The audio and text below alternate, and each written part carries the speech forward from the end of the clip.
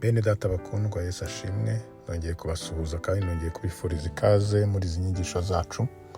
Turacyari ku nyigisho y'isengesho, turacyari kwiga isengesho Imana yumva, imfunguzo zituma Imana yumva isengesho. Ejo hari izo twabonye, uyu munsi hari urundi tugiye kubona, kandi nizera yuko hari aho biri kukuvana n'aho biri kukugeza. Wowe ugifungura uri ubwa mbere cyangwa se wowe utarakanda subscribe, kandaho maze inyigisho zacu zitugeraho buri kanya, kandi uzisangize abandi, ukore kuri share, hanyuma n'abandi bibonere ibyiza umwuka yaduteguriye. Ndagira ngo rero turebe ku ikindi kintu gituma isengesho ryacu Imana yacu iryumva, ko buri kintu cyose kigira gahunda.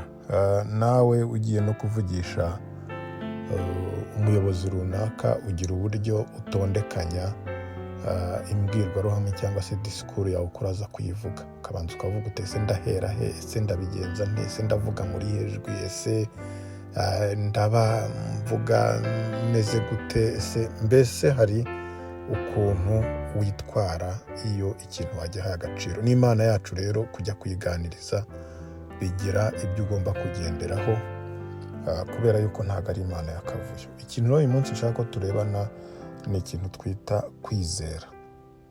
Kwizera, isengesho ritagira kwizera, iryo ngiryo rwose ntiwizere ko Imana yaryumva. Reka mbaho urugero rumwe. Hari akantu nigeze kubona, tujya tubona kuri social media, utuntu dusetsa. Mbona abantu bagiye kwinjira mu ndege, babiri barinjira, uwa gatatu arinjira, noneho uwa kane azamutse agiye kugera hejuru, abona umuntu avuye munsi y'indege n'ipine ry'indege yambaye isarubeti. Agiye kubona ari gukuramo ya sarubeti, agiye kubona ni pilote yambaye ya myenda y'abapilote rwose n'amapeti y'abapilote ku ntugu. Mbona umuntu agize ubwoba, ahita n'abari bamukurikiye bose bahita basubira inyuma, n'abari bagiye kwinjira mu ndege bose babwira n'abarimo barasohoka, mbese babona ibara, babona umupilote ni nawe mukanishi. Ese ipine ryari ryavuyemo. Bivuga ngo kwizera ko ari buze kubageza aho abajyana biranze. Ntabwo rero wakorana n'ibyo utizeye, ntabwo wakwinjira mu byo utizeye.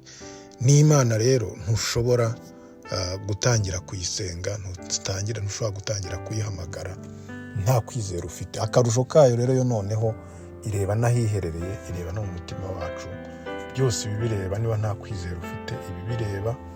Rero Imana ikorana kandi ikanezezwa n'abantu bayizera, kuko ijambo riratubwira mu Baheburayo 11 umurongo wa 6 ngo ariko utizera ntibishoboka ko ayinezeza, kuko uwegera Imana akwiriye kwizera yuko iriho ikagororera abayishaka.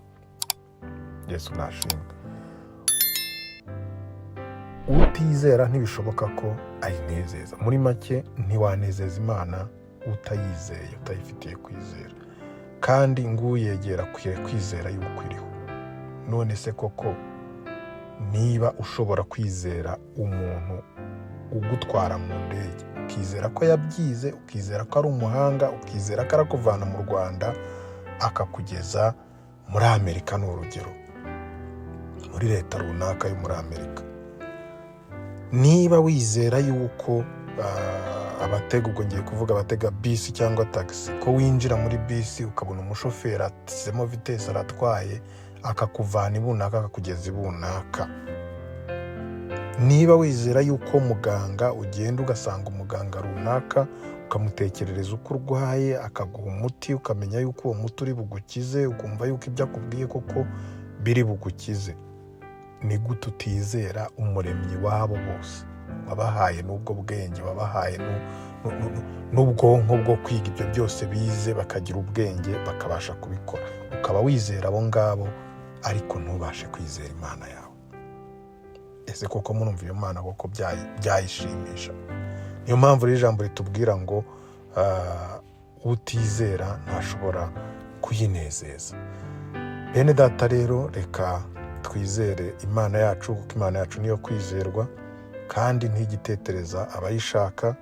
Uyishakana umwete rwose nta kabuza iramugororera kandi imuha byose yifuza. Ahubwo ikibazo ni uko twebwe turabizera gatoya, kandi rimwe tuba turi muri ibi, ubundi tukizera bene wacu, ubundi tukizera imbaraga zacu, ubundi tukizera ubwenge bwacu, tukibagirwa nyir'ugutanga byose ari we Uwiteka Imana.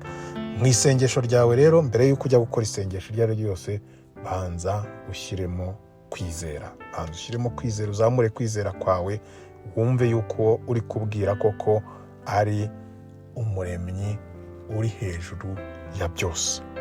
Uwiteka arabaha umugisha. Ndabasabira kugira ngo Uwiteka abongerere kwizera.